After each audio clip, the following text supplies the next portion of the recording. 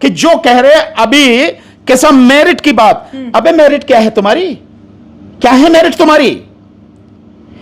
एक आंकड़ा civil services का जी 2017 से लेके 2017 तक 10 साल का वो आंकड़ा, उसके बाद का भी खुद एनालाइज कर लेना ईमानदारी से। मैं जानता हूं ईमानदारी तुम में है नहीं, हिम्मत तुम्हारी है नहीं कि तुम सच से आंख मिला के कुछ भी सुन सको, समझ सको और उस पर अमल कर सको। पर फिर भी 2007 से लेके 2017 तक का यूपीएससी का सिविल सर्विसेज का आंकड़ा बता रहा हूं, और इसके विषय में अगर देखना चाहो तो सत्यहिंदी.com पर, मेरा चैनल नहीं है सत्यहिंदी.com, सत्यहिंदी.com जो है आशुतोष जी वाला जो चैनल है उस पर जाके देखना।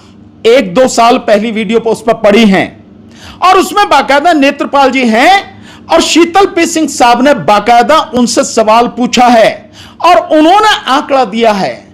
यही आंकड़ा 2007 से लेकर 2017 तक का, तुम जिस मेरिट की बात करते हो ना, उस मेरिट में हम तुमसे कम नहीं हैं, जबकि हमारे हालात बहुत बुरे हैं। उस मेरिट में क्या है? उस मेरिट में यह है कि जो जर्नल के और ओबीसी के बीच का जो मेरिट का डिफरेंस है 1% का है, केवल 1% का, यानी 1% नंबर कम है, सिर्फ 1% जी। और जो एससी का और उसका जो जनरल का है उसमें केवल 2% का अंतर, केवल 2% का, और एसटी केवल 3 से 4% का अंतर है, बस इतना ही है।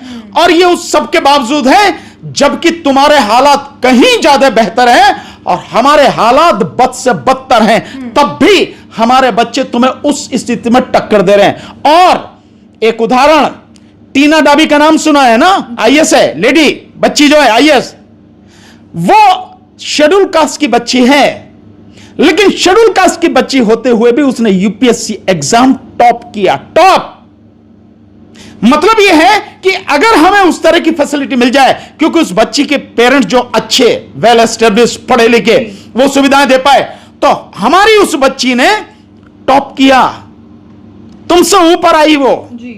इतने अगर हमें भी इतना ही मौका मिल जाए तो हम तुमसे पीछे नहीं बल्कि तुमसे 4 कदम आगे ही मिलेंगे। तुम मेरिट की बात करते हो।